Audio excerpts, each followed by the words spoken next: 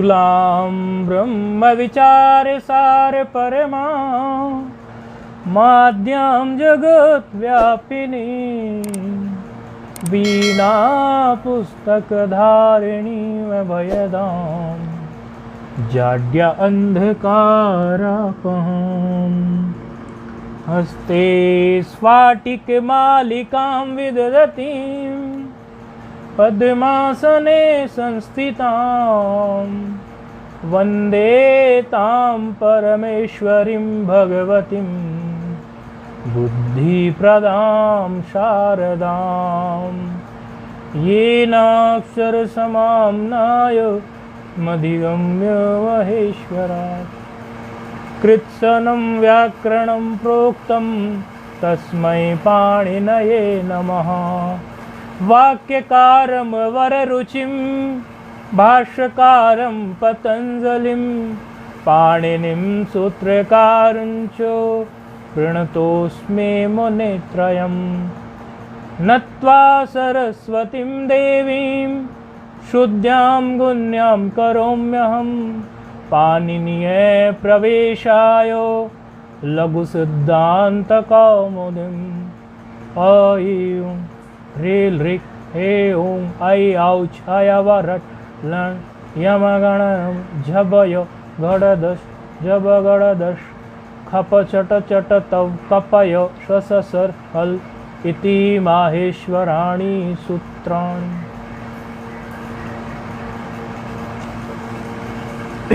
धर्म संप्रदाय अलग अलग हो सकते हैं, मान्यताएं अलग अलग हो सकती है, लेकिन एक बात सब में उभयनिष्ठ है, कॉमन है। एक बात, प्रार्थना को सभी ने स्वीकारा है, चाहे यीशु वाले हों या अल्लाह वाले हों।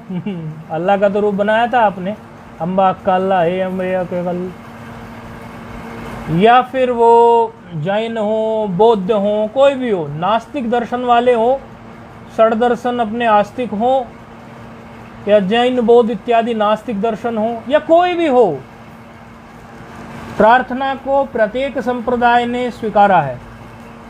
प्रार्थना का बड़ा भारी महत्व है। मंगलाचरण जब आप करते हैं तो एकदम मंगलाचरणमय हो जाएं और मंगलाचरण में इस प्रकार डूब जाएं कि आपकी प्रार्थना एकदम फलीभूत हो। पाणिनीय प्रवेशाय लघु सिद्धांत कौमुदीम्, बिल्कुल ग्रंथकार की प्रतिज्ञा है। नत्वा सरस्वतीं देवीं शुद्ध्यां गुण्यां करोम्यहं पाणिनीय प्रवेशाय लघु सिद्धांत कौमुदीम्। ग्रंथकार की प्रतिज्ञा है। ग्रंथकार ने जो ग्रंथ लिखा है लघु सिद्धांत कौमुदी, गुरु के टक्कर पर एकदम ग्रंथ लिखा है। गुरु जी का ग्रंथ सिद्धांत कौमुदी और लघु सिद्धांत कौमुदी लिखना और फिर अप्रूव कराना और गुरु जी से फिर आशीर्वाद ले लेना तो साधारण नहीं है। ग्रंथकार, उन्होंने मंगलाचरण लिखा है, वो फलीभूत होगा। और माँ सरस्वती की वंदना, ये सब जो प्रार्थनाएं हम करते हैं ये फलीभूत होती हैं। अतः प्रार्थना पूरे मनोयोग से जुड़कर ठीक से हृदय पूर्वक करनी चाहिए। ठीक है, ये थोड़ा सा कुछ बताने जैसा था। अब हमारा मघवन चल रहा था। इंद्र के लिए मघवन होता है। ये मघवन जो है, इस मघवन में एक उणादि सूत्र से, ये महापूजायाम धातु से ये शब्द बना है। उणादि सूत्र के द्वारा, सूत्र बड़ा लंबा सा है, स्वयं में 11 शब्द हैं, उनमें कनिन प्रत्यय होता है। अभी कुछ शब्द जो आगे आ रहे हैं वो कनिन प्रत्यय के ही हैं। तो इसके लिए इन्होंने मघवा बहुलम सूत्र लिया। मघवा बहुलम सूत्र से इन्होंने त्रि आदेश करा दिया। किसको करा दिया त्रि आदेश? मघवन शब्द को।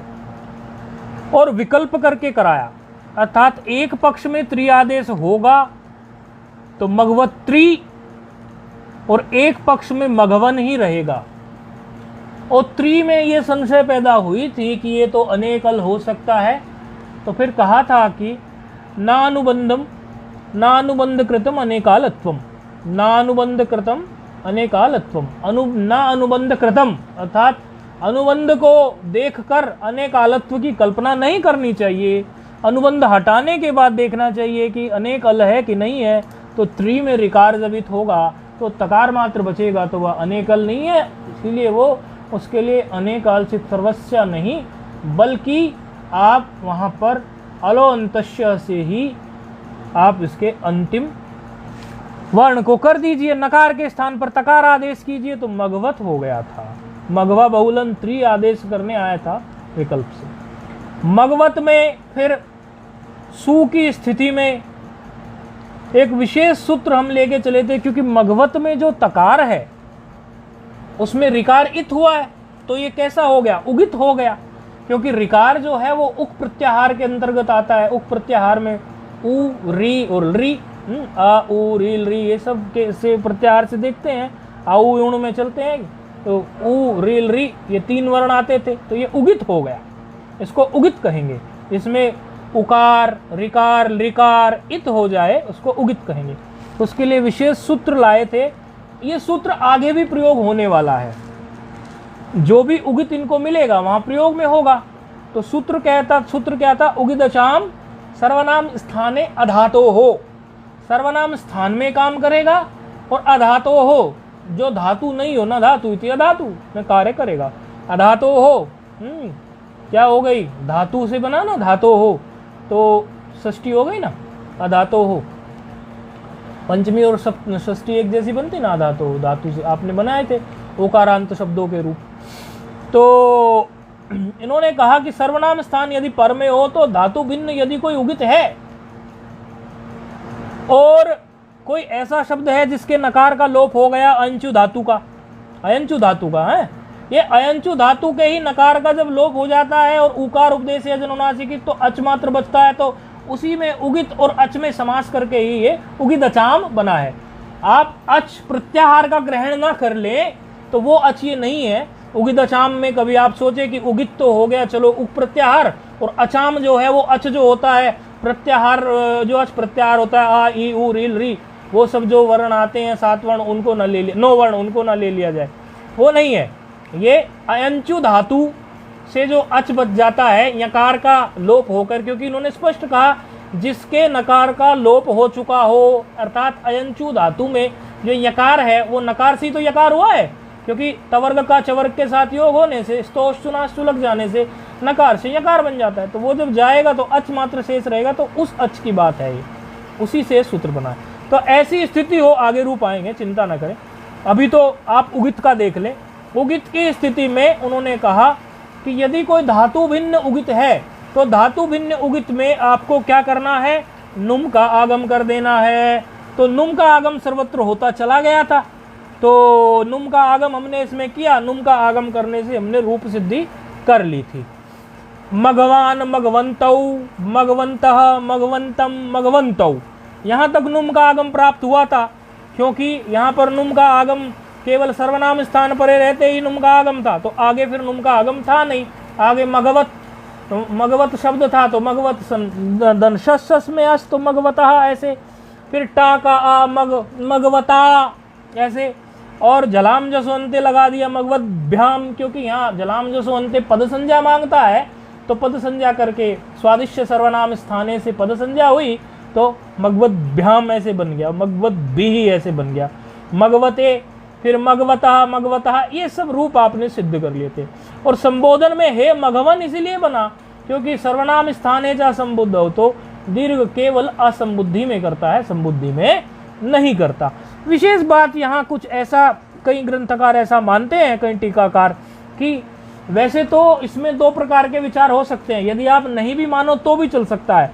जैसे आप मघवंत है तो उसमें नकार जो है पहले नश्य पदांतस्य झली से, क्योंकि तकार झल पर में है, और ये अपदांत में नकार, मघवन का जो नकार है वो अपदांत है, अभी पद बना नहीं, तो क्या मिला उसको, वो नकार पहले अनुस्वार बदल गया, और अनुस्वार से फिर अनुस्वार से यही पर सवर्ण से वह अनुस्वार फिर से नकार बदल गया। अब एक तरह से आप देखो तो रूप में कोई परिवर्तन आया नहीं, फिर भी रूप तो मघवंत हो ही रहा। तो फिर इसमें प्रश्न ये खड़ा हो जाता है कि भाई ऐसा तो कई बार हुआ कि रूप वही रह गया घूम घाम के, लेकिन फिर भी आप करते आए, तो यहाँ ऐसा विचार क्यों प्रस्तुत कर रहे हैं कि मान लो या ना मान लो। तो वो इसलिए कह रहे हैं कि व्याकरण में एक स्वर प्रक्रिया का भी भेद होता है। किसी वर्ण के साथ क्या स्वर चल रहा है और दूसरे वर्ण के साथ क्या स्वर चल रहा है, उदात्त अनुदात्त ये सब, तो उसमें कोई परिवर्तन होता है। तो फिर कई बार क्या है कि रूप भले ही वही बन जाए लेकिन आदेश दोबारा हो जाने से स्वर बदल जाता है। तो उस दृष्टि से देखा जाए, लेकिन मघवंतौ में स्वर भी नहीं बदलता। जैसा मघवंतौ का स्वर पहले था वैसा ही मघवंतौ का स्वर बाद में भी है। इसीलिए इसमें ऐसा माना कि नश्च पदांतश्च झली या अनुस्वार से यही परसवर्ण है, आप लगाना चाहें तो लगा लें, नहीं लगाना चाहें तो नहीं लगा लें। ये विशेष विचार था, आपको बताने में शायद गलत छूट गया था स्वर वाली बात, लगाना है नहीं लगाने। ये स्वर की बातें आगे आप जब पढ़ेंगे उत्तर ग्रंथ तो वहाँ सामने आएंगे, उनकी चिंता आप ना करें, संस्कार मात्र आप ये रख लें। थोड़ा बारिश का डिस्टर्बेंस आ सकता है, बारिश शुरू हुई है, वैसे तो माइक नॉइज कैंसिलेशन करता है, फिर भी आएगा तो थोड़ा ध्यान से सुनते रहना। अब मघवन शब्द में जिस पक्ष में त्रित्व नहीं हुआ अर्थात त्रि आदेश नहीं हुआ, उस पक्ष में मघवन शब्द रहा। मघवन शब्द रहा तो उसकी सर्वनाम स्थान में तो राजन शब्दवद प्रक्रिया हो जाएगी। राजन शब्दवद आप जानते हैं, मघवन लेंगे, सू लेंगे, सकार बचेगा, उपधा को दीर्घ करेंगे, उपधा को दीर्घ करने के बाद सर्वनाम स्थानेचा संबुद्ध, और उसके बाद में सकार का लोप कर देंगे, नकार का फिर आप न लोप है प्रातिपदिकांतस्य से हो जाएगा। इस प्रकार शब्द जो है वो जैसे राजन का राजा बना था ऐसे इसका मघवा बन जाएगा। और प्रथमा विभक्ति के द्विवचन में इसका मघवानऊ बन जाएगा राजन शब्दवत, क्योंकि सुट में तो वही चलेगा मघवान का, मघवन का। फिर प्रथमा बहुवचन में मघवानः, फिर द्वितीया एक वचन में मघवानम, फिर प्रथमा, फिर द्वितीया बहुवचन में, द्वितीया द्विवचन में मघवानऊ। लेकिन अब सर्वनाम स्थान जब पर में नहीं है अर्थात सु औ जस तक, सु औ जस अम आउट सुट हो गया कंप्लीट, उसके बाद में जब हमारा आता है मघवान धन शस, तो शस में रह गया अस, तो मघवान धन शस की स्थिति में अर्थात मघवान धन अस की स्थिति में नया सूत्र प्रस्तुत होता है। श्व युव मघो नाम तद्धिते, श्व युव मघो नाम तद्धिते, श्व युव मघो नाम तद्धिते।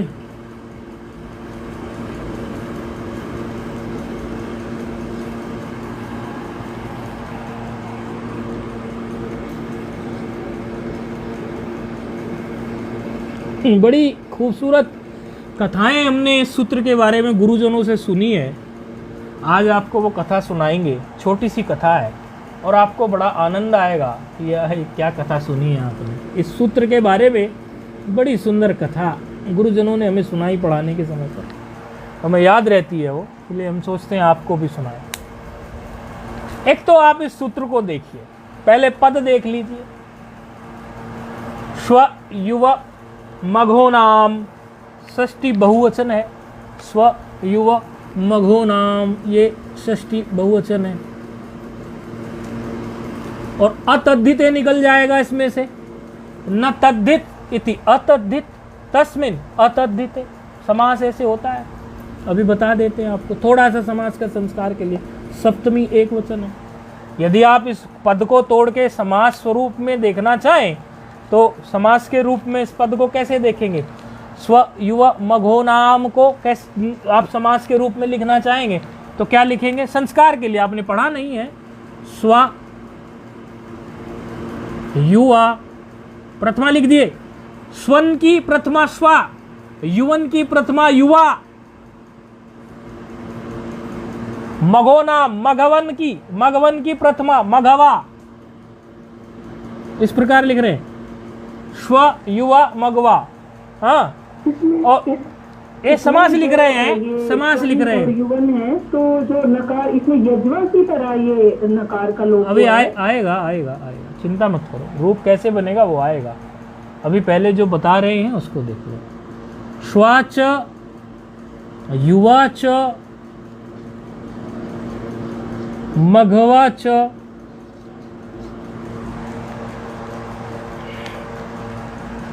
स्वच्छ राजन में कैसे लोप हुआ था वैसे करो ना। जब बताया कि राजनवत चलेगा तो फिर यजवन क्यों घुसा दिया इसमें? जब ये बताया अभी अभी कि राजनवत चलेगा सुट में, तो फिर इसमें यजवन कहां से याद आ गया? इसका मतलब ये है कि प्रेजेंस ऑफ माइंड नहीं है पाठ में, तभी तो ऐसा याद आ गया। राजन की जगह यजवन याद आ गया, स्पष्ट बोला, रूप भी चला के दिखाया राजनवत। चलो खैर, हाँ जी, वो अन्न था ना, अन्न नहीं ऐसे को देखकर वो ठीक है, आप यजवनवत चलाओगे, वहां भी यजवा आया है, वो एक बात ठीक है, लेकिन बात तो राजनवत की हुई थी ना। मस्तिष्क को बिल्कुल उसी दिशा में उतना ही ले जाना है ना जितने की जरूरत और जहां है। यही तो ट्रेनिंग है इसकी। स्वा च, युवा च, मघवा च, ऐसे ऐसे समास को लिखने का ये तरीका है। आपको ऐसे संस्कार के लिए बता रहे हैं, आप समास आगे पढ़ेंगे तो ये पता चलेगा। और फिर इनको जोड़ के आप लिख दोगे तो क्या हो जाएगा? स्व, युव और मघवन, मघवान, ऐसा मघवान ऐसे। और पहुंचना कहाँ तक है हमें? स्व, युव, मघो, नाम तक। तो ये क्या है? षष्ठी। तो षष्ठी की कोई बात लिख दो। तो षष्ठी की बात क्या लिख देंगे? स्वाचे, युवाचे, मघवच, स्व, युव, मघवानः तेषाम। तेषाम ये समास के संस्कार के लिए आपको ये ऐसा बताया, तेषाम। फिर इसकी षष्ठी लिख दो। अब जो ये षष्ठी थी, स्व, युवा, मघो, नाम। अब बोर्ड पे हमारे जगह नहीं है, तो यहाँ यदि डिस्प्ले करने वाले करना चाहेंगे तो ये स्व, युवो यहाँ पर मघो, नाम कर देंगे। इस तरह तो इसका समास है। और ये है इतरेतर द्वंद्व। इतरेतर द्वंद्व समास बोलते हैं इसको। और न तद्धिता इति अतद्धिता, अतद्धित है ना, न तद्धिता इति अतद्धिता तस्मिन, क्योंकि अतद्धिते तक जाना है तो पुल बनाओ तस्मिन का, तस्मिन अतद्धिते। तो इस प्रकार ये होता है। खैर, सूत्र क्या कह रहा है? ये तो समास का आपको संस्कार देने के लिए बता दिया, इससे घबराने की जरूरत बिल्कुल भी नहीं है। सूत्र क्या कह रहा है? अनंता नाम, अर्थात जिनके अन शब्द हों, जिनके अंत में। अनंत का प्रकरण चल भी रहा है। इनंत के लिए हमने बताया था, इन हन पूषार यमनाम, पहले पढ़ के आया, इन पूषार यमनाम पढ़ के आया। वो इनंत और हनंत की बात करता था, पूषा और अर्यमन की बात करता था। तो यहाँ पर अभी जो बात कर रहे हैं वो अनंत की कर रहे हैं, क्योंकि प्रकरण तो अभी नकारांत ही चल रहा है और नकारांत में ही दोनों बनते हैं। अनंत भी बनेगा, इनंत भी है, तो दोनों नकारांत ही। तो क्या कह रहे हैं? अनंता नाम, किसी का नाम अनंत हो और उसकी यदि आप षष्ठी बना दोगे तो क्या बनेगा? अनंता नाम। अनंता नाम, अनंता नाम। और अनंता नाम भानाम एशाम, भानाम मतलब भाई संजगा नाम, भाई संजगा नाम। एशाम संप्रसारणम, क्या कहना चाह रहे हैं? संप्रसारणम। और कब हो वो? जब तद्धित पर में हो, अतद्धित पर में हो। कहना चाह रहे हैं कि अन शब्द जिनके अंत में हो। और कौन कौन से शब्द गिनाए वो? स्व, युवा, मघवन, अर्थात स्वन, युवन, मघवन। स्वन कुत्ते के लिए, युवन युवा के लिए, मघवन इंद्र के लिए। कुत्ता और कुत्ता स्व, युवा और मघवन जो है इंद्र। इन शब्दों को तद्धित भिन्न प्रत्यय परे होने पर, तद्धित भिन्न, अतद्धिते मतलब तद्धित भिन्न, ये प्रयुदास प्रतिषेध है इसमें, इसीलिए प्रयुदास प्रतिषेध में तद्धित से भिन्न मतलब तत्सदृश, ऐसा। तो तद्धित से भिन्न कोई प्रत्यय हो, तद्धित से भिन्न यानी तद्धित प्रत्यय ना हो। तद्धित प्रकरण आगे पढ़ेंगे आप, तो यहाँ तो तद्धित प्रत्यय है भी नहीं, यहाँ तो सुप प्रत्यय है।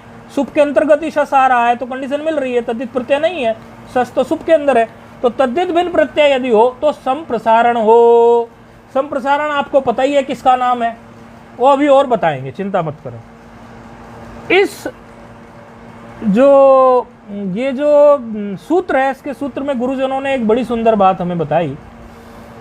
वो कहते हैं कि देखो कितनी विचित्र बात, विचित्र लीला पाणिनि जी ने इसमें रची कि स्व माने कुत्ता और युवा माने युवान और मघवन माने इंद्र, इन तीनों को एक सूत्र में रख दिया, जबकि कुत्ता एक अलग है और युवान एक अलग है, मघवन ये अलग है। और इसके बारे में एक कटाक्ष भी है। एक कवि ने एक कटाक्ष किया है। क्या कटाक्ष है कि एक प्रश्न किया गया, एक कवि हैं, वो प्रश्न कर रहे हैं। पहले का जमाना रहा होगा, भोज के समय की बात रही होगी, राजा भोज के समय पे तो घसियारे जो थे, घसियारे वह भी संस्कृत में कविताएं बोलते थे, अच्छे अच्छे श्लोक गढ़ गढ़ के बोलते थे घसियारे लोग। ऐसा लक्कड़हारे लोग, वो सब आप पढ़ो, उसमें पता चलेगा आपको। लक्कड़हारे, घसियारे, वो सब संस्कृत में बोलते थे। शायद ऐसा समय रहा हो।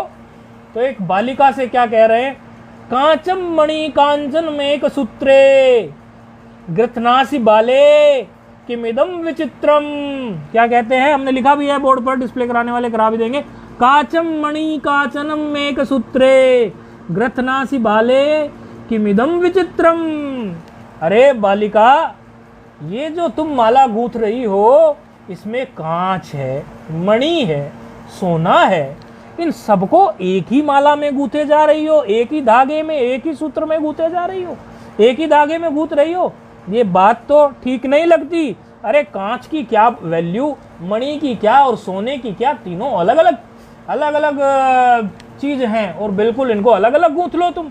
क्यों ये नहीं देख रही हो कि कांच का मूल्य क्या, मणि का मूल्य क्या और जो है सोने का मूल्य क्या, इनको मूल रही हो।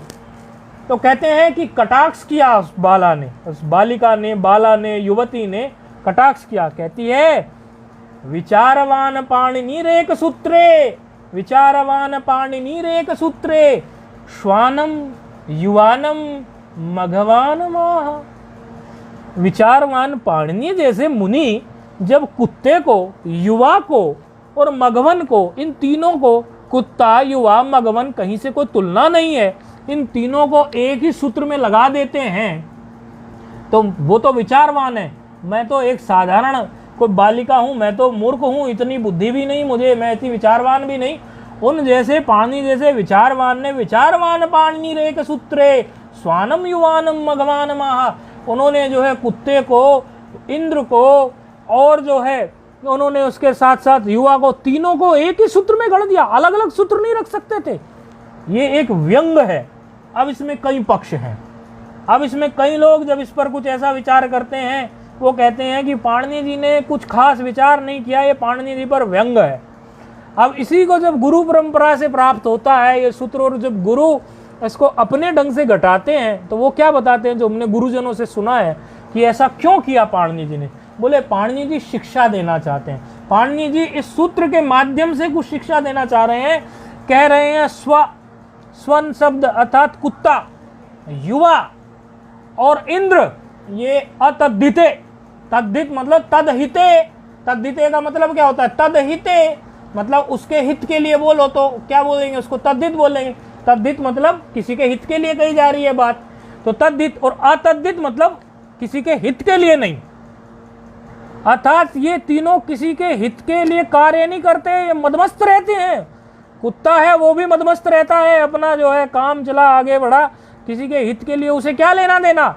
और युवान अपनी मस्ती में चूर रहता है जवानी में, उसे भी ना अपने हित का पता और ना किसी अन्य के हित का पता। वो अपना भी हित नहीं कर सकता और अन्य का भी हित नहीं कर सकता। और इंद्र की कथाएं तो इतनी सुनी है कि उनका सिंहासन तो डोलता ही रहता है। कभी कोई तपस्या करने लग जाए तो सिंहासन डोल जाए, मेरी गद्दी बनी रहे, मैं बना रहूं। इस प्रकार ये तीनों देवता, देखो हम नहीं कहते, हमने जो गुरुजनों से सुना है वो कह रहे हैं, हम ऐसी धृष्टता नहीं कहते इंद्र के लिए कुछ कहने की, वो अपना कार्य करें, हमें कोई लेना देना नहीं इंद्र से। लेकिन गुरुजनों से हमने जो इसका अर्थ सुना, स्वन, युवा, युवन और मघवन इंद्र, ये तीनों जो है अतद्वितीय है, अपना भी हित नहीं कर पाते और ये जो है किसी और का हित भी नहीं चाहते। तो ऐसी कथा हमने गुरुजनों से इस सूत्र के बारे में सुनी थी। और अन्य कई टीकाओं में ये काचम मणि कांचन में एक सूत्र है, गृथनासी बाले किमिदम विचित्रम भी हमने ये देखा। तो ये बड़ी सुंदर कथा आप लोगों को इसके बारे में बताई। चलो ठीक है, आगे बढ़ते हैं। कह रहे हैं कि स्वन शब्द हो, युवन शब्द हो या फिर मघवन शब्द हो, इन तीनों शब्दों में, इन तीनों शब्दों में अंत तो है ही, तो इनका, और ये भासंज्ञक भी हो, भासंज्ञा तो उसको शस में प्राप्त हो ही जाती है, ये तो आप जानते ही है, भासंज्ञा हो जाएगी। आजादी और यकार आदि प्रत्ययों में भासंज्ञा होती है, उनमें भ्याम इत्यादि जो होते हैं उनमें नहीं होती, वहां पद संज्ञा कर लेता है स्वादिष्ट सर्वनाम स्थाने। ये सब आप देखते आ रहे हैं। लेकिन जहां इसकी भा संज्ञा भी हो और तद्धित भिन्न प्रत्यय हो तो तद्धित भिन्न भी प्रत्यय है, सुप का प्रत्यय है, ऐसी स्थिति में आप संप्रसारण कर लीजिए। अब संप्रसारण की बात आ गई। संप्रसारण आप पढ़ के आए थे, इग्यणः संप्रसारणम। इग्यणः संप्रसारणम क्या करता था वो? यण का नाम उसने क्या रखा था? संप्रसारण। हाँ, इक का नाम रखा था। हाँ, इक का नाम संप्रसारण रखा था। इक का नाम, हाँ ठीक कह रहे हो, इक का नाम संप्रसारण रखा था। इक ई उ री री का नाम उन्होंने संप्रसारण रखा था। इग्यणः संप्रसारणम। तो संप्रसारण कौन कौन से हो गए? ई उ री री, इक का नाम संप्रसारण था, हमारे बोलने में गलती हुई। तो इग्यणः संप्रसारणम से आप संप्रसारण कर लीजिए। और क्या करेंगे संप्रसारण? देखिए, अब हम ये मिटा रहे हैं और केवल उसी रूप को लिख रहे हैं। ये नोट कर लिया होगा आप लोगों ने, कथा संबंधित जो बात थी ये भी और अन्य बातें भी।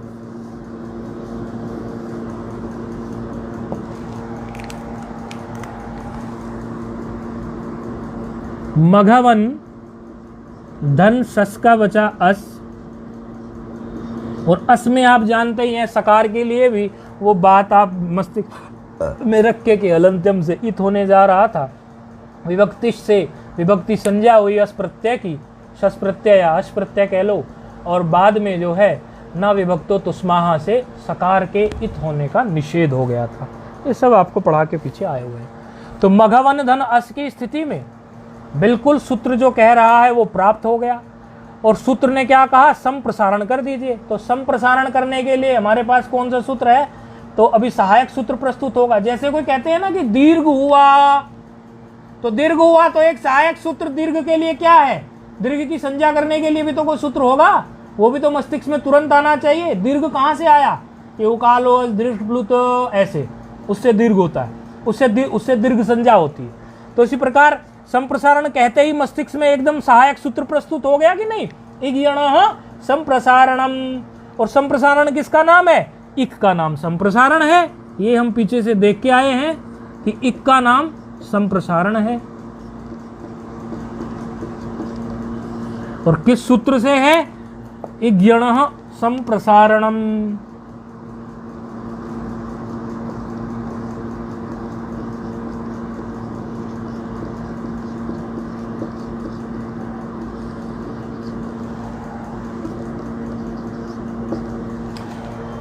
ठीक है, अब क्या करोगे? संप्रसारण। संप्रसारण का मतलब हो गया, वकार है यहाँ पर यण का, तो यण का वकार, यण के स्थान पर तो संप्रसारण होता है ना एक, तो वकार है यहाँ संप्रसारण, संप्रसारण करने जैसा, क्योंकि यण के स्थान पर ही एक होगा। तो वकार को कर दीजिए। अब वकार के स्थान पर किसको बैठाएंगे? वो आप इको यणची से देख के आए हैं। वकार के स्थान पर यदि इक बैठाना हो संप्रसारण, तो ई उ रील री 4 है। अब उसमें से कौन से को बैठाएंगे? ऊ को बैठा देंगे। तो मग और वकार की जगह कौन बैठ गया? अब उकार। समझ में आ रहा है ना? मग ऊ नकार ऐसा कैसा है? बैठ गया। और पर में अस चल रहा है ऐसे ही। अब मग ऊ अन धन अस की स्थिति में मग ऊ और अन भी तो बचेगा ना, क्योंकि वकार उत्तरोत्तर अकार तो था ना, तो अन बचा है। मग ऊ अन धन अस की स्थिति हो गई। ऐसी स्थिति में अब आप संप्रसारण च सूत्र आप पढ़ के आए हैं। संप्रसारण च सूत्र क्या कहता है कि इसमें आपको पूर्व रूप कर लेना चाहिए। पूर्व रूप किसमें होगा? जो संप्रसारण हुआ है और उससे पर में जो आपके सामने ये आकार बैठा हुआ है, इन दोनों में पूर्व रूप हो जाएगा। पूर्व रूप होने से क्या हो जाएगा? ये ऊ और आ में जब पूर्व रूप करेंगे तो ऊ ही हो जाएगा। तो क्या हो जाएगा? पूर्व रूप उन बन जाएगा। उस हिसाब से आप ये, तो ऊ पूर्व रूप होकर पूर्व रूप हो गया ऊ। इसके बाद किससे हो गया? संप्रसारणाच से। और फिर ऊ में और घकार उत्तरोत्तर आकार में, ऊ में और घकार उत्तरोत्तर आकार में आप क्या कर लेंगे? आध गुणा लगा लेंगे। तो रूप क्या बन जाएगा? मघोन। रूप क्या बनेगा? मघोन। और मघोन में फिर जब अस मिला देंगे तो क्या हो जाएगा? मघोनस। और सकार को ससजुस रू विरामो अवसानम, खर अवसान या विसर्जनीय, तो फाइनल रूप क्या बन गया? मघोनः। समझ में आ गया ना? सबको आ गया होगा ना समझ? मघोनः।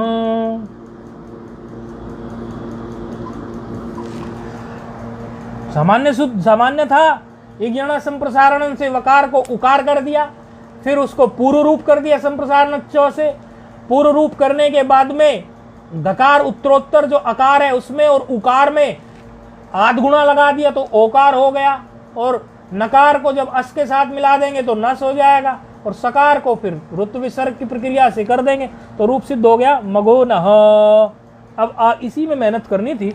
आगे जो बा संजक हैं बाकी उनमें सभी में इसी तरह इसको मघोन तक ले आएंगे, और मघोन के बाद में फिर आगे यदि जो भी है उसको मिला देंगे। जैसे टा में है तो मघोन तक तो ले आए, उसी तरह से टा का आ है तो मिला दो।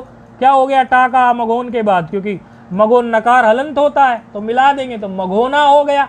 सब तृतीया में, तो तृतीया में क्या हो गया मघोना। अब जब इसमें मघवन है तो मघवंदम भ्याम की स्थिति में, मघवंदन भ्याम में अब यहां इसको पद संज्ञा मिलेगी।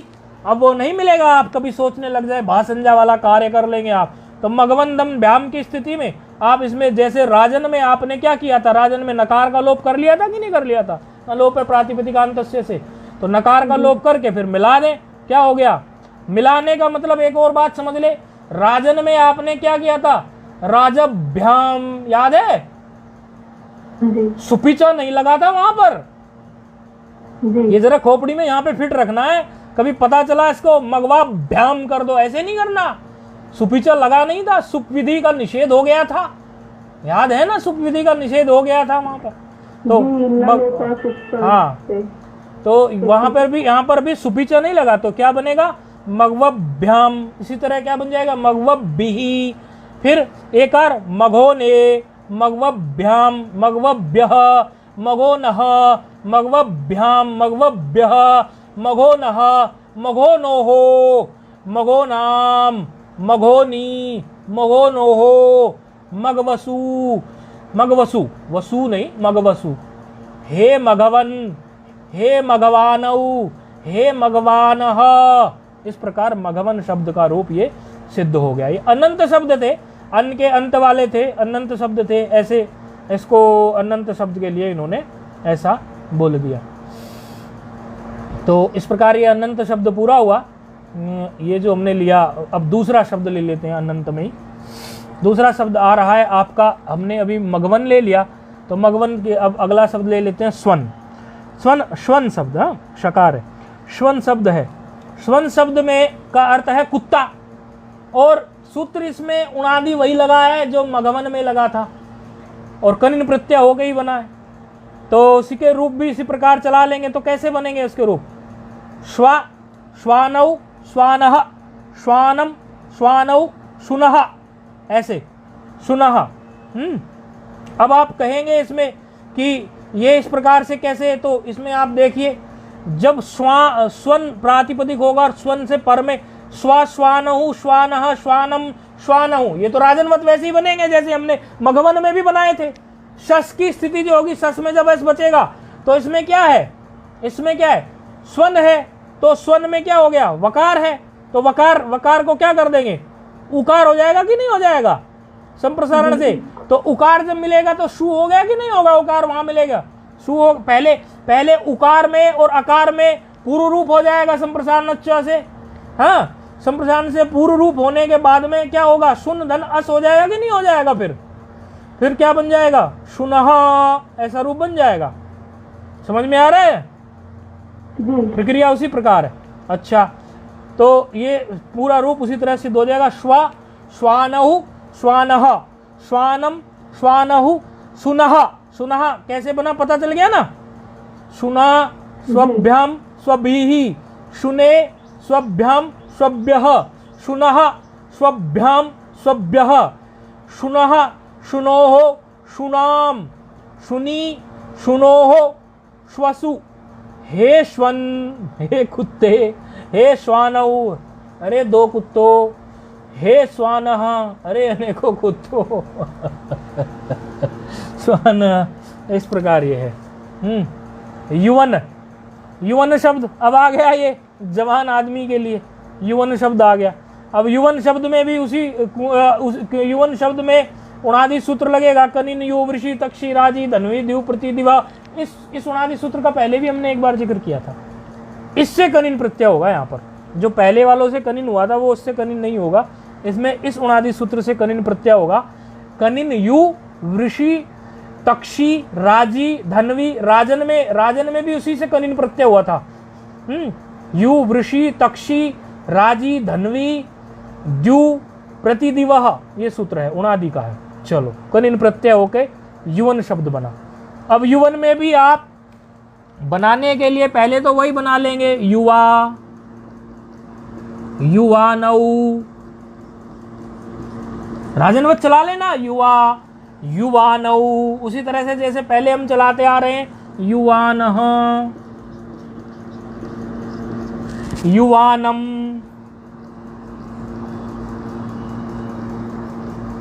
युवानौ। शस में कार्य होता है विशेष, तो शस की स्थिति में भय संज्ञा प्राप्त होती है, तो शस की स्थिति में फिर युवन धन शस, तो शस की स्थिति में सूत्र हमारा वो प्रस्तुत हो जाता है। कौन सा? स्व युव मघो नाम तद्धिते, स्व युव मघो नाम तद्धिते। तो कैसे हुआ वो? श्वन प्रातिपदिक है, शस में बचा अस। संप्रसारण करने के लिए सूत्र आता है, भाषंजा है, स्व युवा मघो नाम तद्धिते। संप्रसारण करने के लिए वकार को क्या कहेगा? वकार को आप बना दीजिए स्वन नहीं, स्वन तो हो गया, युवन चल रहा है ना, युवन युवन युवन चल रहा है, स्वन युवन युवन चल रहा है ना, स्वन वो तो कर दिया ना, स्वन तो हमने सिद्ध। युवन, युवन धन अस की स्थिति होगी, सस से जो अस बचा है। अब युवन धन अस की स्थिति में संप्रसारण चल, पहले तो स्व युवा मगो नाम अतद्धिते से क्या कर लेंगे, उसी तरह वकार जो है हमारा संप्रसारण बनाएंगे, तो वकार क्या हो जाएगा? उकार। वकार हो जाएगा क्या? उकार।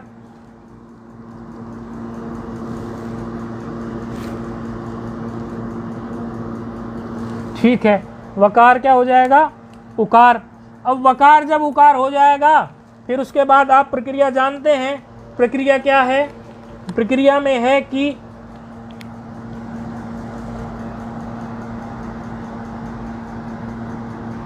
संप्रसारण च से, क्योंकि पर में अब अन रह गया, वकार उत्तरोत्तर आकार भी तो रह गया, अन। अब प्रक्रिया तो वही की वही है हमारा, पूर्व रूप करने के लिए। पूर्व रूप करने से क्या होगा कि ये उकार और अकार केवल अब उकार मात्र रह जाएगा। पूर्व रूप कौन कराता है संप्रसारण का? संप्रसारण च, ये हम देख के आए हैं। और फिर अका सवर्ण दीर्घाप, क्योंकि उ मात्र रह गया, जैसे स्थिति क्या हो गई? यू, पूर्व रूप हो के क्या रह गया? उ, और पर में क्या है? ये अन उन है, ये नकार भी है, और पर में अश चल रहा है। तो आप अब देखेंगे तो क्या हो गया? दीर्घ हो जाएगा अका सवर्ण दीर्घ से। हाँ, यू और उ अका सवर्ण दीर्घ रहेंगे तो क्या हो गया? यून धन अस, ऐसा हो गया, यून हो गया। अभी यून धन अस ऐसा हो गया। अब यहां पर एक विशेष बात प्रस्तुत होती है, कहते हैं कि ये यू जो है यकार, ये भी तो यण है। इस यण को आप, इस यण में भी तो आपको प्राप्त होना चाहिए। यहां इस यण के लिए भी तो आप सूत्र लगा सकते हैं।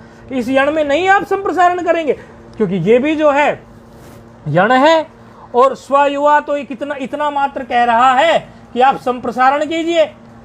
और संप्रसारण का मतलब तो ये होता है कि आप जो यण हो उसको इक कीजिए, क्योंकि संप्रसारण का मतलब होता है इक। तो इक जो है वो यण के स्थान पर होता है, तो वकार यण में था वो तो आपने कर दिया, लेकिन यकार भी यण में है, इसको आप संप्रसारण करके यकार को इकार क्यों नहीं कर देते? ऐसा भी तो करना चाहिए आपको। इस प्रकार का जो है एक विकल्प खड़ा हो जाता है, इस प्रकार का एक विचार खड़ा हो जाता है। तो उसके लिए एक निषेध सूत्र पाणिनि जी को बनाना पड़ा, ताकि ये यकार इकार ना बन जाए संप्रसारण होके। इसके लिए एक विशेष सूत्र जो है, निषेध सूत्र जो है, वह प्रकट हो रहा है।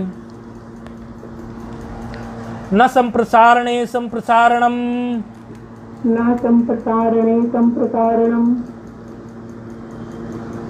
न संप्रसारणे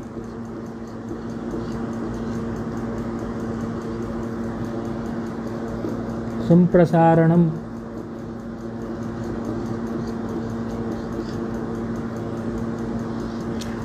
न संप्रसारणे संप्रसारणम 6 1 कितना है 37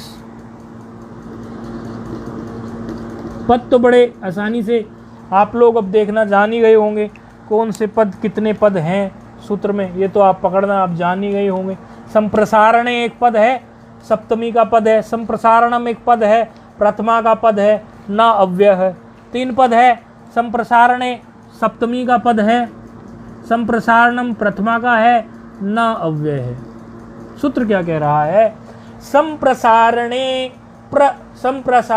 परतः पूर्वस्य यणः संप्रसारणम न स्यात्। क्या कह रहा है? संप्रसारणे परतः पूर्वस्य यण संप्रसारणम न स्यात्।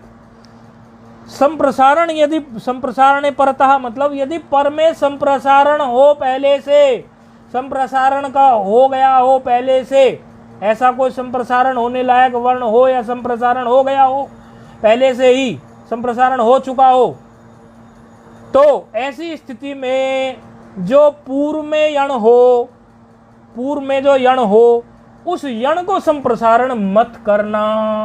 अर्थात जो संप्रसारण हो चुका पर में, उससे पूर्व में यदि यण हो तो उस यण को संप्रसारण मत करना। इति यकारस्य नित्वम, कह रहे हैं यही इस सूत्र से यकार को इकार नहीं होगा।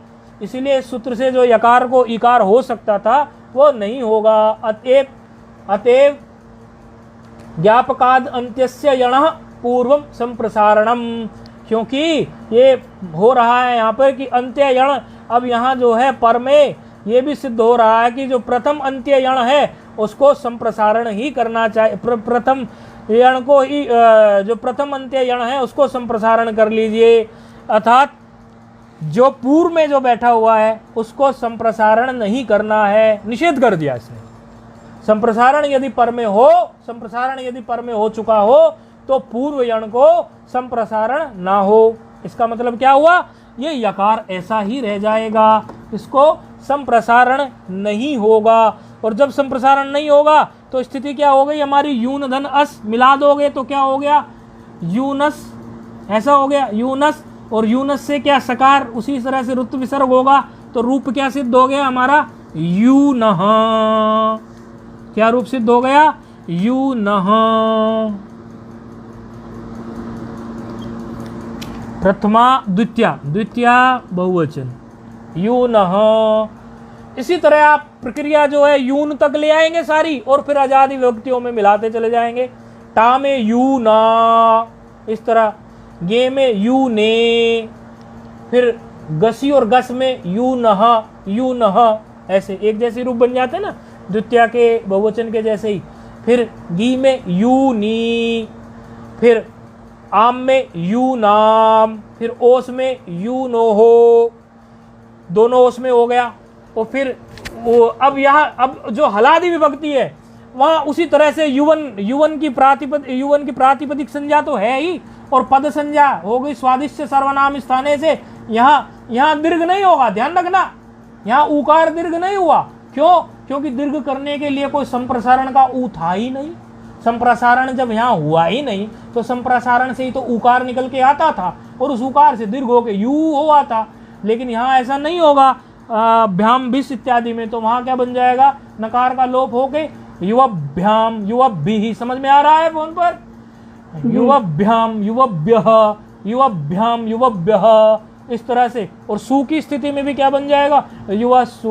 उच्चारण कर लेंगे युवा, युवानौ, युवानः, युवानम, युवानौ, यूनः।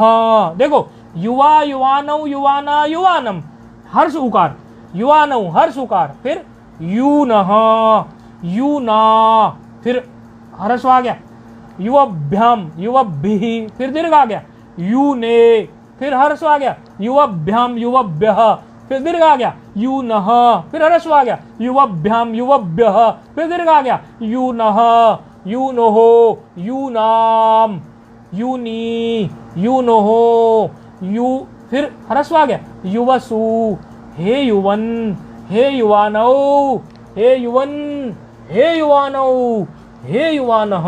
इस प्रकार ये युवान का रूप सिद्ध हुआ। अब आगे एक शब्द आ रहा है अर्वा। अर्वन है, प्रातिपदिक क्या है? अर्वन। ऋगतौ धातु से बनता है। ऋगतौ धातु होती है, भवादिगण में पढ़ेंगे आप, परस्मयी पदी है और इससे बनता है ये, इसमें वनि प्रत्यय है तो अर्वन शब्द बनता है, अर्वन।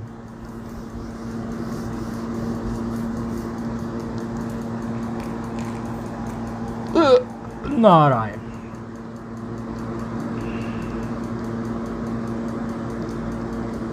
शब्द है अर्वन। अर्वन के लिए टिप्पणी भी दी हुई है इसमें, यदि आप देखेंगे तो अर्वन के लिए, अर्वन शब्द के लिए टिप्पणी 2 नंबर टिप्पणी है। अश्वः घोड़े के लिए, हाँ घोड़े के लिए प्रयोग होता है। तो सु विभक्ति ले आएंगे उसी तरह से। तो सु में अर्वन धन सु, अर्वन धन सु की स्थिति में कुछ कार्य है नहीं, वही आप जो है दीर्घ कर देंगे, दीर्घ करके नकार का लोप कर देंगे, हल्ग्याभ्यो दीर्घास्तुति से सकार का लोप कर देंगे। तो प्रथमा एक वचन में क्या बन जाएगा? अरवा। और अगर आप इसकी अरवा उसमें जाएंगे, क्योंकि औ में इसका रूप थोड़ा अलग बनने वाला है, तो औ के लिए अभी नहीं बोल रहे हैं उसके लिए, क्योंकि सूत्र अलग प्रकट होगा तो संबुद्धि का बना लेते हैं। हे अरवन ऐसा आएगा, हे अरवन धन सु आएगा। तो हे अरवन धन सु में भी उसी प्रकार जैसे आप बन के आए हैं, वहां पर दीर्घ होगा नहीं संबुद्धि में, तो केवल राजन की तरह हे अरवन बन जाएगा। तो प्रथमा एक वचन तो क्या बन गया? अरवा। प्रथमा एक वचन ये क्या बन गया? अरवा। और संबोधन में क्या बन गया? हे अरवन। अब सु वाले जो रूप हैं वो चलेंगे, इसलिए जो राजनवत चल रहा था उनको कह दिया पहले, संबोधन में ही बन गया। सम्यक बोधन इति संबोधन। सम्यक बोधन, किसी को बुलाएं और वो सम्यक बोधन हो, उसको सुन जाए ठीक से, उसी को संबोधन कहते हैं। ऐसे संबोधन नहीं होता कि संबोधन कहे और वो उसको सुने तक नहीं, ठीक से जब सम्यक बोधन हो उसी को संबोधन कहते हैं। तो अरवा बन गया और अरवन बन गया। अब जो है क्या हो रहा है, आगे स्थिति आ रही है अरवन धन औ।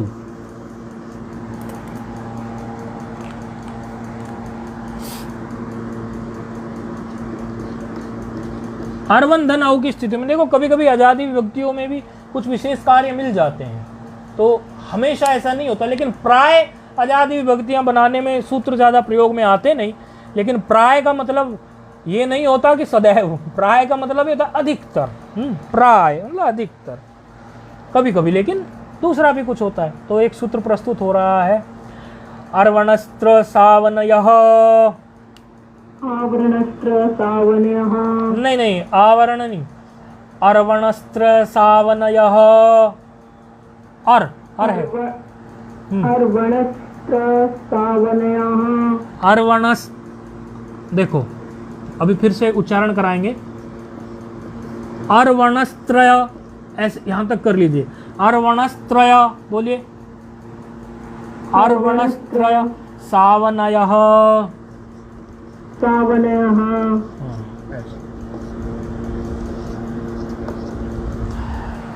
सूत्र है 6-4-127। अर्वणस्त्र सावनयः, ये सूत्र है। क्या कह रहा है? कह रहा इसमें पद देख लीजिए, एक पद निकल जाएगा इसमें से, अनय। देखो साव जो है ना, ये सौ है, एचो यवयावः। हाँ, प्रिय मित्र है ना अपना सूत्र, एचो यवयावः। ये साव को निकालोगे, जहां भी आव दिखा करे झट से निकाला करो। कल परसों वो पंचदशी में दिए थे हमने रूप, पता नहीं क्यों नहीं पकड़ रहे, कई ने पकड़ लिए और कई ने नहीं भी पकड़े। आव दिखता है, अव दिखता है, आय दिखता है, अय दिखता है, और पर में अकार दिखता है, यानी अच को दिखता है, तो झट से एचो यवयावः से उसको निकाल लिया करो। तो साव दिख रहा है तो सौ निकाल लो इसमें से, इस तरह से। तो क्या है सौ, तो वो अलग बात है कि पूरा निकालोगे तो असौ निकलेगा, क्योंकि त्रय में जो अकार है वो भी निकलेगा, लेकिन वैसे तो अभी यहाँ के हिसाब से तो सौ निकालो, साव को सौ कहेंगे। अच्छा, पद देख लेते हैं, अब पूरा निकाल लेते हैं ठीक से। अनयः निकल जाएगा इसमें से, षष्ठी का एक, अनयः षष्ठी निकल जाएगी, षष्ठी एक वचन निकल जाएगा। क्या? अनयः। अर्वणः निकल जाएगा, अर्वणः षष्ठी एक वचन, अर्वणः षष्ठी एक वचन निकल जाएगा। देखो अर्वन की कि षष्ठी यहाँ पे लगा दी पहले ही। तो एक गुरुजी हमें बोलते थे कि पाणिनि जी कभी कभी बड़े मज़ेदार बात करते हैं। मैंने कहा क्या करते हैं गुरुजी? तो बोले ये जिस ट्रेन से टायर लाते हैं, जिस ट्रेन में टायर लगाने हो ना, ये उसी ट्रेन, जिस ट्रेन में पहिए लगाने हो ना, उसी ट्रेन से पहिए ले आते हैं। अच्छा, बोले जिस सूत्र में वो रूप सिद्ध हो रहा हो उसी में उसको पहले ही प्रयोग कर डालते हैं। ऐसे बड़ा मजा आता है, याद आ जाती है गुरुजी की बात। तो अर्वणः निकल गया इसमें से षष्ठी का, अनयः निकल गया इसमें से षष्ठी का, असहु निकाल दो इसमें से षष्ठी का, सप्तमी का। असहु तो सप्तमी है ना, असहु सप्तमी हो गई ना जी। सु की सप्तमी होती है ना सौ, ऐसी असु की सप्तमी सौ बन जाएगी। और त्रि प्रथमा का, तो 1 2 3 4 पद है इसमें। अब अर्थ कर लेंगे, बड़ा आसान है। सप्तम्यांत है तो कुछ पर में रहने की बात होगी, सु के पर में रह, सौ है सु की सप्तमी तो सु के पर में रहने की कोई बात होगी। षष्ठी है तो षष्ठी किस किस में है? अर्वण में है और नय में है। नय तत्पुरुष समास का नय है और अर्वण इस अर्वण शब्द की है। तो थोड़ा इंट्रोडक्शन जैसा सा हो गया सूत्र को देखने से। अब सूत्र का जब वृत्ति देखेंगे तो पूरा खुल जाएगा। सूत्र को देखते ही, क्योंकि पहले सूत्र से ही पढ़ा करते थे, वृत्ति नहीं थी, अष्टाध्यायी क्रम से ही पढ़ते थे, तो सूत्र देखते ही आइडिया हो जाना चाहिए। और जब क्रम से पढ़ते हैं तो आइडिया हो भी जाता है। लेकिन अभी भी आप यदि पदच्छेद करना जानते हो तो थोड़ा आइडिया तो अभी भी हो ही जाता है। क्या होने जा रहा है अभी? क्या कह रहे हैं? नय रहितस्य, नय रहितस्य, अर्थात जिसमें नय तत्पुरुष समास ना हो, नय रहितस्य, ऐसा नया नया रहित हो, जो नया तत्पुरुष समास से रहित हो, ऐसे अर्वन शब्द को नय रहितस्य अर्वन, देखो तोड़ के पढ़ रहे हैं, नय रहितस्य अर्वन, ऐसे नित्यस्य अंगस्य, नित्यस्य अंगस्य, त्रि इति अंतादेशो ना तो सौ। क्या कहना चाह रहे हैं? ना तो सौ मतलब सु में ना हो, ऐसा बोला। ना तो सौ मतलब सु में ना हो, ना तो किंतु के लिए होता है, किंतु ना हो, ऐसा ना हो, इसके लिए ना तो लिखते हैं। तो क्या लेकिन कह देते हैं कई बार, वो तो वाक्य की तारतम्यता के हिसाब से बन जाती है बात। कह रहे हैं नए समास से रहित अर्वन शब्द हो, ऐसा जो अंग हो, उसको त्रि ये अंतादेश होता है। तो अंतादेश ये नकार को त्रि बैठाने के मूड में थे, लेकिन क्या कह दिया यहां पर? ऐसा कब हो? परंतु सु परे होने पर नहीं होता। अर्थात यदि सु परे होता तो नहीं होता, लेकिन यहां सु परे है ही नहीं, यहां तो औ परे है। तो क्या कह रहे हैं? नए से रहित, नए तत्पुरुष समास, यदि अर्वन शब्द में नए तत्पुरुष समास कर देंगे तो क्या बन जाएगा? अनर्वन। हाँ, जब हल पर में होता है और नए तत्पुरुष समास से नकार जोड़ना हो तो सीधे सीधे अकार लगा देते हैं। तो और जब हमारा जो है अच का कोई वर्ण पर में हो तो अन लगाकर उसको बनाते हैं। तो अर्वन शब्द में अकार अच का है तो उसका नए तत्पुरुष समास से बनाएंगे तो उसका अनर्वन बन जाएगा। तो नए तत्पुरुष समास से रहित हो, ये तो नए तत्पुरुष समास का है नहीं, अनर्वन है ही नहीं, अर्वन है, क्योंकि अनर्वन में भी अर्वन तो मिलता ही ना।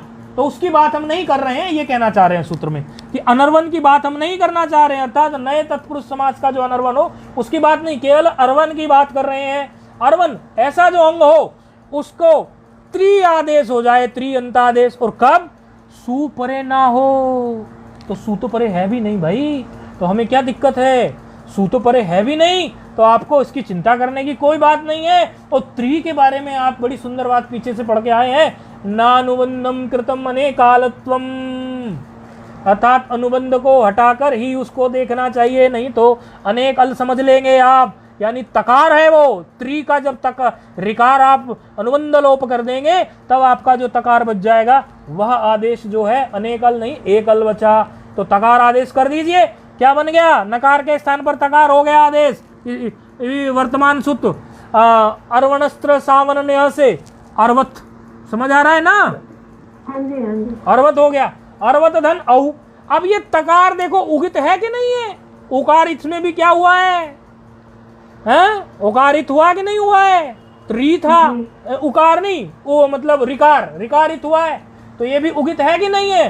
तो ठीक है, उगित होते ही तो कौन सूत्र प्रस्तुत हो जाता है? उगितचाम सर्वनाम स्थाने अधातो हो, हो जाता है कि नहीं प्रस्तुत? उगितचाम सर्वनाम स्थाने अधातो हो, क्या कहता है? नुम का आगम करा देता है। और नुम का आगम तो आप जानते ही हैं, अंतिम अच के पर में बैठता है। तो अर्व के अर्व में रेफ उत्तरो, अर्व में वकार उत्तरोत्तर जो अकार है उससे पर में जब बैठाएंगे तो यहाँ देखो प्यारा प्यारा नुम बैठ जाएगा और नुम का नकार मात्र बैठ जाएगा। और पकार में पर में तकार है, इधर नकार हलंत हो गया, इधर तकार हलंत हो गया।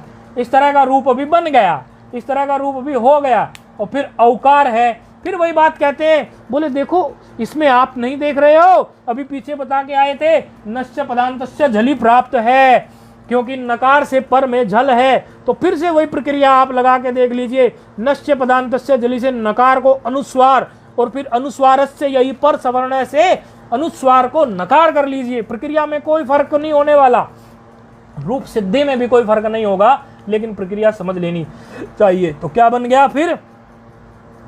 अरवंतौ, समझ में आ गया ना रूप? अरवंतौ,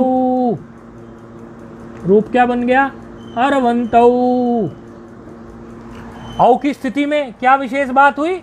औ की स्थिति में त्रियंतादेश हो गया और उगितचाम सर्वनाम स्थाने धातौ लग गया। उसके बाद में नकार और तकार की को देखकर क्या लग गया? नश्च पदांतस्य झली। और नकार जब अनुस्वार बन गया क्या लग गया सूत्र? अनुस्वार से यही पर सवर्ण है, फिर से नकार बन गया। बाकी सब रूप आप सिद्ध कर लेंगे अजाति विभक्तियों में, उसी तरह होंगे अजाति विभक्तियों में। और जहां पर आपको जो है समझो ये नुम का आगम नहीं हुआ है, वहां पर नुम का आगम ना होने से अर्वत ही बच जाएगा, क्योंकि अरवा तो बना चुके थे। अरवंतौ नुम का आगम है, नुम का आगम उगितचाम सर्वनाम स्थान है, सर्वनाम स्थान में अरवंतौ, अरवंतः, अरवंतम, अरवंतौ हो गया। और फिर शस में क्या? अस, और अर्वत है, कोई आगम होना नहीं है, कुछ नहीं होना है, सीधे होना है अस में अर्वतः।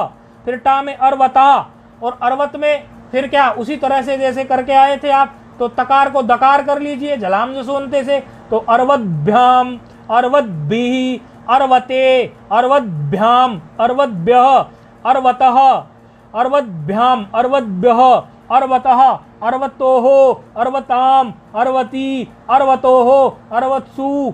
हे अरवन, हे अरवंतौ, अरवंतः, हे अरवन में आपने पहले ही बना लिया था, तो कोई समस्या आपको इसमें आने वाली नहीं है। अब बताओ आगे बनाए या हो गया बस? ठीक है। तो अभी जो है कल अनाध्याय रहेगा, और अभी चूंकि गुरु पूर्णिमा उपलक्ष्य में व्यस्तता हो जाएगी। वैसे तो कल का ही एक ही अनाध्याय पढ़ रहा है, कल का, नहीं तो 3 अनाध्याय सामान्य जो होते हैं वही 3 अनाध्याय, लेकिन कल का एक्स्ट्रा अनाध्याय इसलिए होगा क्योंकि गुरु पूर्णिमा महोत्सव में व्यस्तता हो जाएगी। जो भी हम गुरु जी का पूजन करेंगे, हमारा कोई पूजन करेगा, तो ये व्यस्तता हो जाएगी। हम अपने गुरु जी का पूजन करेंगे, जो हमें गुरु जी मानते हैं वो हमारा पूजन करेंगे, तो ये पूरी सीक्वेंस ही चल पड़ती है ऊपर नीचे की। ये तो परंपरा है हमारी, कृष्ण भगवान का पूजन करते हैं और कृष्ण भगवान अपने गुरु जी का पूजन करने जाते हैं, ये तो परंपरा प्राप्त है हमें भगवान से।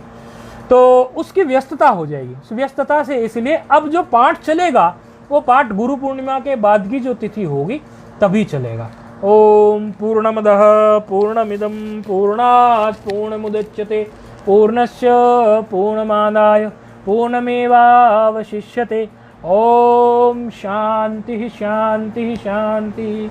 गुरु पूर्णिमा की सभी को बहुत बहुत बधाई हो और सभी लोग अपने गुरुजनों का पूजन करें, आनंद में रहें। प्रणाम।